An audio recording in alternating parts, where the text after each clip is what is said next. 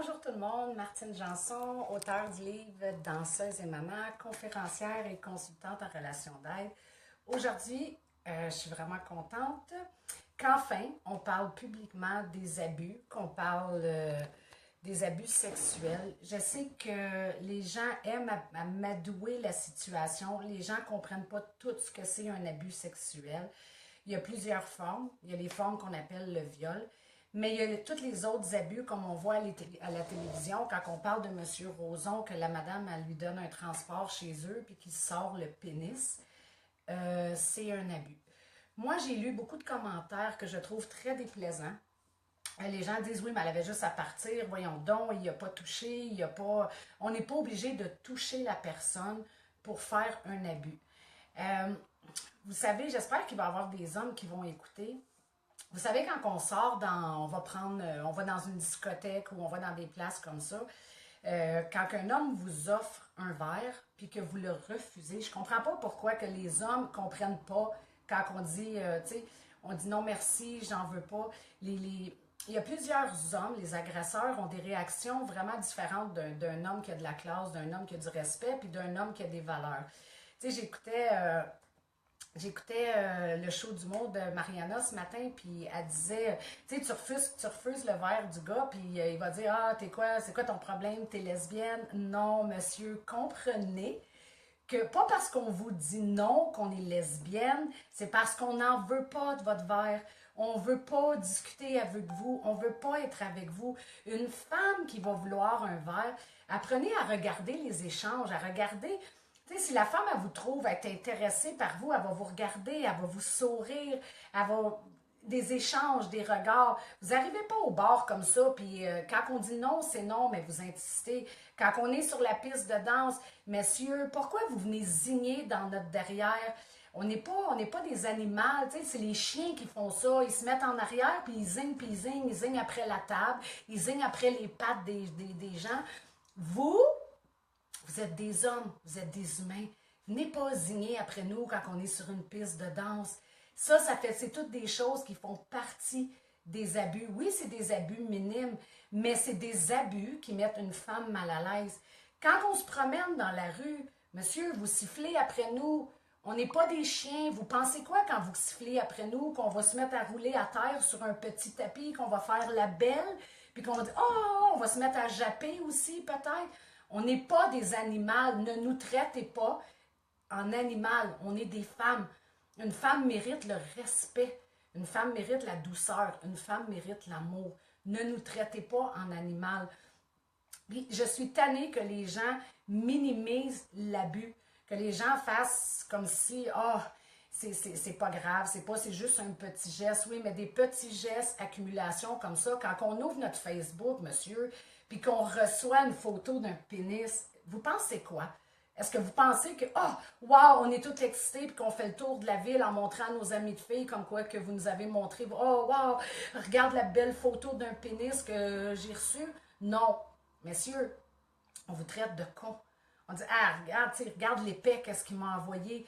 C'est dégueulasse. La vie, là, c'est pas un film porno. Oui, des films porno, ça se passe comme ça. Mais ils filment, il y a des pauses, il y a des arrêts. On dit stop, non, pas comme ça. La vie n'est pas un film porno. Non. Dans la vie, il y a des façons de faire les choses. Si vous trouvez une femme jolie, ayez assez de classe pour le dire. Madame, je vous trouve jolie, ou telle personne, je vous trouve jolie. Ne dépassez pas les bornes à ne pas dépasser. Arrêtez de minimiser les situations. Comme, tu sais, c'est facile de dire, elle aurait pu partir quand que Roson s'est sorti le pénis. J'ai lu des commentaires, là, c'est tellement stupide. Là, le matin, j'étais fâchée. Je me dis, comment que les gens peuvent être stupides comme ça? Ah voilà, pourquoi qu'il sort le pénis? C'est d'avoir un problème mental. Est-ce qu'elle lui a dit qu'elle avait envie de lui? Non. Elle le dit même, la victime le dit. Elle se sentait tellement mal. Oui, oui, on peut partir. Mais on est des femmes, on est de la douceur. Tu sais, des fois, on a peur. On se dit, voyons donc, on rentre chez le gars, il sort le pénis. Vous pensez quoi? Pensez-vous pas qu'on n'a pas peur? Oui, on a peur. On se dit, s'il est assez malade pour faire ça, qu'est-ce qui va se passer après? Et tu dis non, ça ne m'intéresse pas, il resserre son pénis, puis non, c'est comme ça qu'il y a plusieurs viols, plusieurs abus Plusieurs choses se sont passées. Dans la tête d'une femme, moi je travaille avec toutes des victimes de viol, d'abus, d'inceste. La peur est là. On dit tout le temps, ah, moi, si quelqu'un m'attaque, si je me fais violer, je vais me défendre. Si vous saviez, pendant un viol, tout ce qui peut se passer dans notre tête, de se défendre, est-ce que le gars va se fâcher encore plus? Est-ce qu'il va nous tuer? Est-ce qu'il va nous attaquer? Est-ce que je vais mourir là? Est-ce que je vais... Fait que le gars qui sort le pénis, là, c'est la même chose. On devient terrorisé. C'est pas notre conjoint. C'est pas comme quand tu es avec ton conjoint puis qu'on a nos petites choses d'amour puis qu'on rit puis que c'est drôle. La même chose pour les photos. Si votre conjoint vous envoie une photo, nous, messieurs, là, on n'est pas comme vous. On n'est pas comme vous du tout. Peut-être que vous, quand vous recevez une photo d'une paire de seins, vous êtes tout content, vous la montrez à tout le monde, ça vous excite. Nous, non, ça ne nous excite pas, puis pas du tout. C'est dégueulasse. C'est dégueulasse. C'est assez clair, dégueulasse. On n'en veut pas de ça. On veut être traité comme des femmes. On veut se sentir apprécié. On veut se sentir aimé. On n'est pas des objets. Ne nous traitez pas en objets. Je suis tannée qu'on banalise les situations. Comme on voit, on va dire à la télévision, les gens vont dire pauvre Éric Salvaille. Les gens disent pauvre personne. J'arrive même pas à croire que les gens portent ces commentaires-là. Comment pauvre personne? Puis à place de juger la personne qui a commis l'acte, on juge la victime. On porte des jugements sur la femme qui a subi ça ou sur l'homme. Parce qu'avec Éric Salvaille, c'était un homme. L'abus peut arriver aussi, ça arrive, oui, beaucoup plus souvent. Une femme, okay? Une femme, et c'est prouvé, là, une femme sur 5 a déjà été abusée sexuellement. C'est grave. Il faut que ces choses-là s'arrêtent. Puis la seule façon d'arrêter ces choses-là, c'est de dénoncer. Je sais que c'est pas toujours facile, je sais qu'on vit la honte, on vit la peur du jugement, mais il faut que vous dénoncez parce que si vous dénoncez pas, regardez la liste de victimes de chaque personne. La personne, elle commence par une petite acte et ça va en augmentant. La personne, si elle vous le fait à vous, dites-vous bien, si personne ne l'a arrêté, elle va le reproduire, elle va le refaire à quelqu'un d'autre, c'est sûr et certain. C'est pour ça qu'on voit toutes les listes de victimes. Puis un coup qu'une a parlé, les autres, ça les soulage. Puis c'est pas, ah, tu sais, parce que je lisais dans les commentaires aussi, les gens vont dire, ah, ben oui, après 10 ans, oui, moi, j'ai subi un viol, ça m'a pris un viol collectif, on m'a laissé là pour morte, ça m'a pris 15 ans à être capable d'en parler, d'exprimer ce que je ressentais. J'avais tellement peur qu'on me retrouve, j'avais tellement peur qu'on me tue, j'avais tellement peur. Imaginez-vous quand c'est des gens célèbres. Il y a des gens au gouvernement qui ont été accusés, il y a des avocats, il y a des... Nous on arrive, puis on a peur d'arriver, puis pourtant, on est la victime. On n'est pas, c'est pas à nous à être jugés. Puis je veux que vous compreniez une chose, ceux qui ont subi ces abus-là, arrêtez d'avoir peur du jugement parce que si vous saviez combien de femmes qui ont subi des abus, une après l'autre, j'en rencontre une après l'autre. Puis on vit tous le même sentiment, la honte, la peur. Il faut dénoncer. Dites-vous que si vous dénoncez, vous allez protéger d'autres victimes. Ça se peut qu'il y ait des gens qui portent un jugement sur vous, mais que vous le fassiez ou que vous ne le fassiez pas, ou dans d'autres domaines dans votre vie, ou dans d'autres choses, les gens vont porter des jugements sur vous. Il faut absolument que vous dénoncez. Parlez, vous pouvez appeler dans des centres de femmes. Il y a plein de places où il y a des choses d'abus que vous pouvez nous téléphoner. Nous, on peut vous accompagner dans ces choses-là. On va vous guider, on ne vous laissera pas juste dire, ben, appelle la police, puis vas-y. Non, on va vous accompagner dans le cheminement pour pouvoir aller dénoncer ces gens-là. Il faut le faire parce que l'abus, elle n'arrêtera jamais. Jamais, jamais, jamais.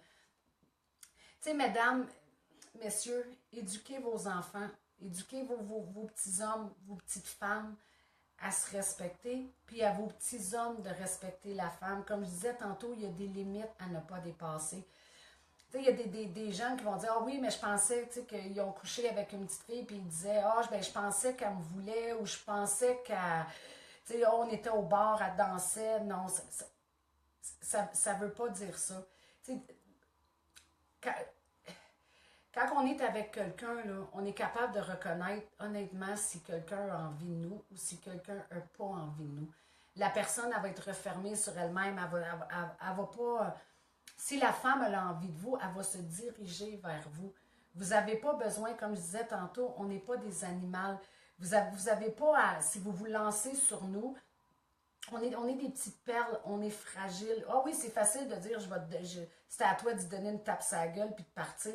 Mais quand que vous êtes, pour ceux qui l'ont subi, nous, on le sait ce qu'on ressent. On connaît notre peur, on sait comment que ça fait mal. Les, les, on vit tellement dans un monde sexuel, l'Internet, la sexualité est partout. Là. Même nos enfants vont faire juste ouvrir leur ordinateur, puis ils peuvent avoir accès. Tout est de la sexualité, que ce soit dans les annonces publicitaires, que ça a toujours rapport avec du sexuel, des seins, des poitrines, des fesses, des... Puis nos jeunes garçons, ils grandissent là-dedans. Fait que même eux, puis nos jeunes petites filles aussi, pensent que la vie, c'est comme un film porno.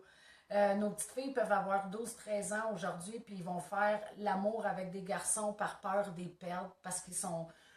Tu sais, avant, on était plus, non, on faisait pas ça, on faisait pas ça, on faisait attention, il y avait comme une telle âge, mais plus ça va, plus la sexualité devient commence jeune, et plus ils croient que c'est comme dans des films porno. Les jeunes vont penser que ce qu'ils voient dans les films porno, c'est ce qui est la vie. C'est comment qu'une femme devrait agir, c'est comment qu'un homme devrait agir. Eux, ils ne voient pas la différence entre que c'est de la pornographie, c'est un film, puis la réalité.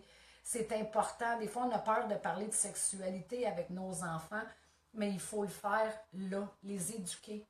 Même si ce n'est pas toujours facile, on ne sait pas quel mot prendre, on a juste à parler avec de la douceur, expliquer à nos jeunes, leur parler, leur dire, tu sais, si c'est votre garçon, expliquer, premièrement, de se protéger.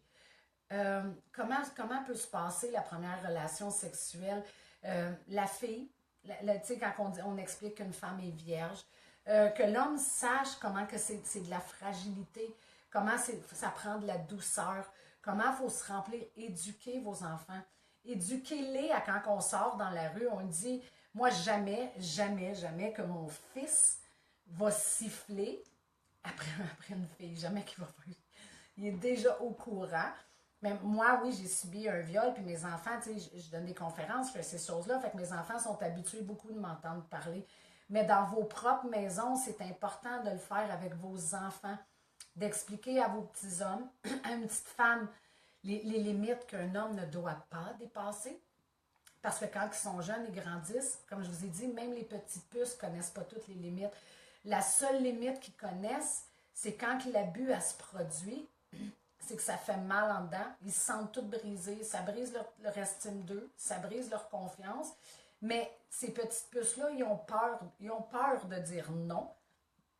Puis nos petits hommes, souvent, ils ne connaissent pas la limite. Expliquez-leur les limites à ne pas dépasser. Comment qu'on respecte une femme, mais ces choses-là doivent se produire dans votre maison aussi. Là. Le respect, c'est les enfants voient ce qui se passe dans notre maison, c'est le meilleur milieu pour apprendre comment que papa traite maman, comment que maman traite papa, mais de leur expliquer en société, à l'école, toutes ces choses-là, qu'est-ce qui est à faire, qu'est-ce qui est à ne pas faire. Puis, pour celles qui ont subi des abus, je sais qu'on vit que ce soit des petits abus ou que ce soit des gros abus, on peut rester marqué. Quand je dis grosse, la douleur qu'on a, elle fera pas...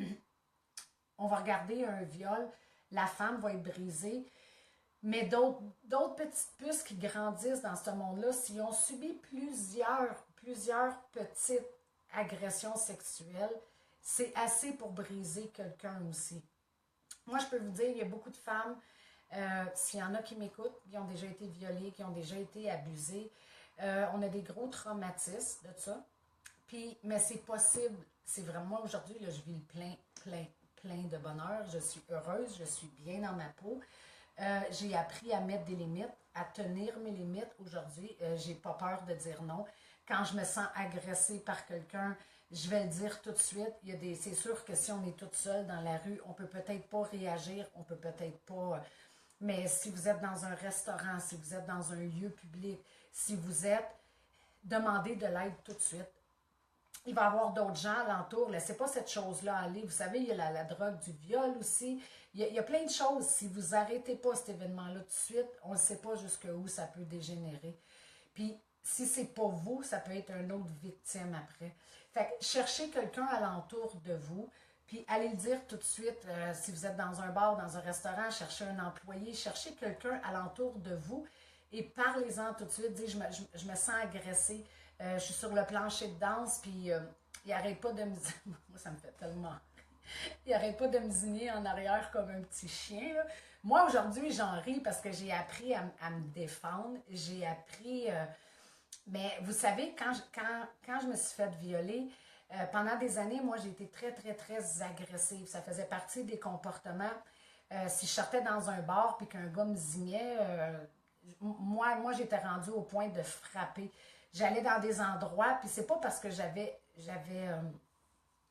subi ce traumatisme-là que mon problème, mais pas mon problème. Le problème, c'était que je me disais, c'est quoi qu'ils comprennent pas quand on dit non?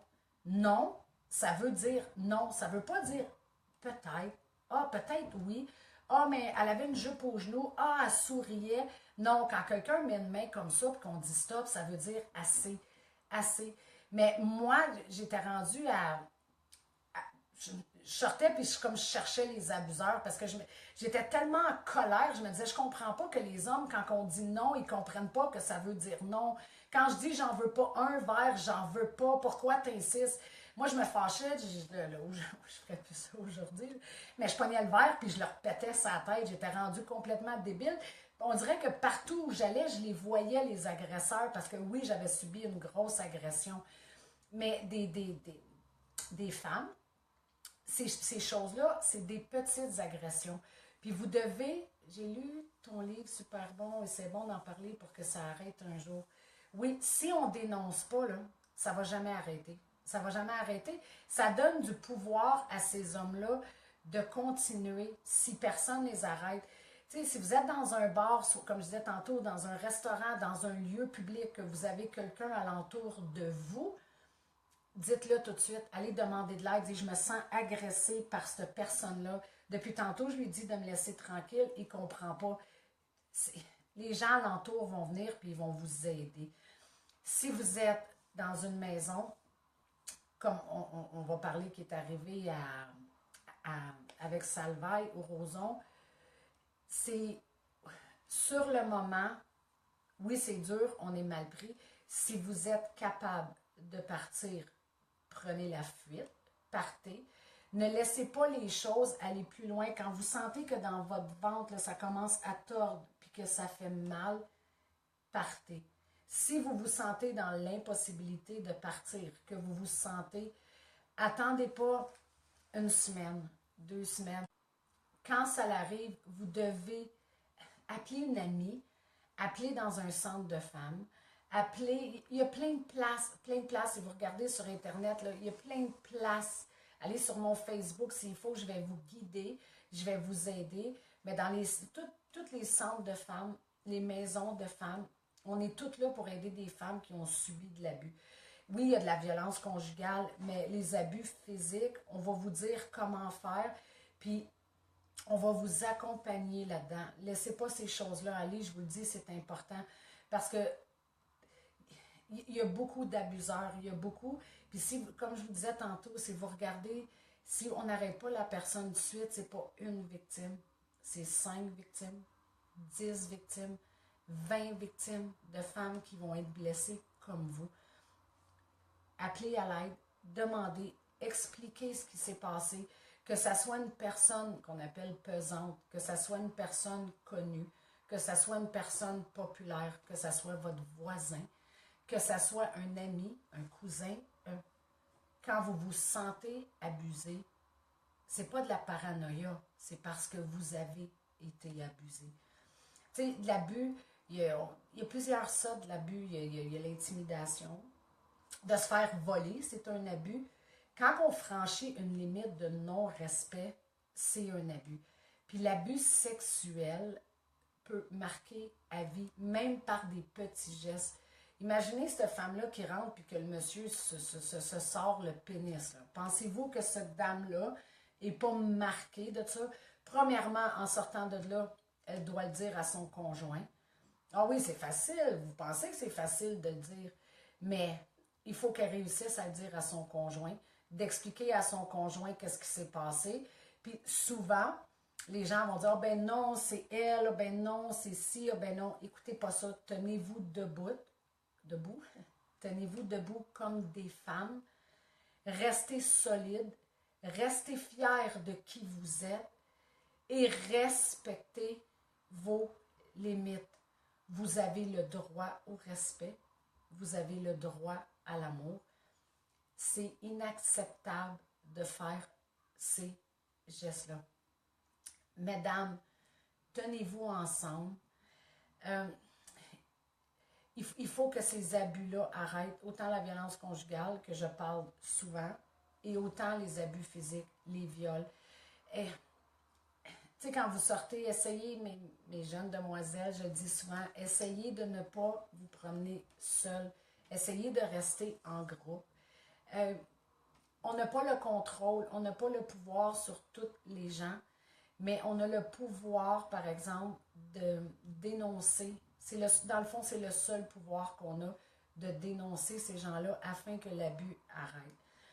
Si vous avez besoin d'aide, que vous avez besoin de parler, que vous ne savez pas comment faire, vous pouvez me rejoindre sur mon Facebook. Je vais toujours vous répondre. Des fois, ça peut prendre quelques temps parce que j'ai beaucoup de demandes, j'ai beaucoup d'appels, mais soyez sûrs que je vais vous aider, je vais vous guider au travers de ça, je vais vous expliquer comment vous protéger, comment de vous protéger de cette personne-là, puis de la dénoncer.